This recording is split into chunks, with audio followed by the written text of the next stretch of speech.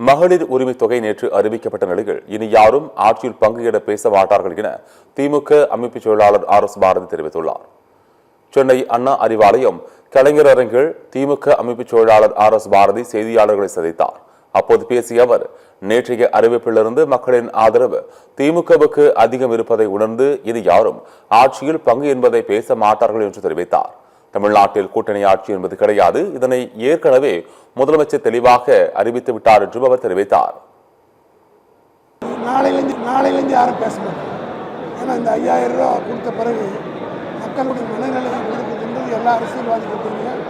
அதனால யாருக்கும் கேட்க மாட்டாங்க. தெளிவாக திட்டவட்டமாக தலைவர் சொல்லிட்டார், கூட்டணி ஆட்சி கிடையாது, கூட்டணி ஆட்சி தமிழ்நாட்டு மக்கள் ஏற்றுக்கொள்ள மாட்டார்கள். ஆகவே தெளிவுபடுத்தி இதனைத் தொடர்ந்து பேசிய அவர், விஜயை நாங்கள் ஒரு பொருட்டாகவே மதிப்பதில்லை, மக்கள் எங்களோடு இருக்கிறார்கள், நாங்கள் மக்களோடு இருக்கிறோம் என்று கூறினார்.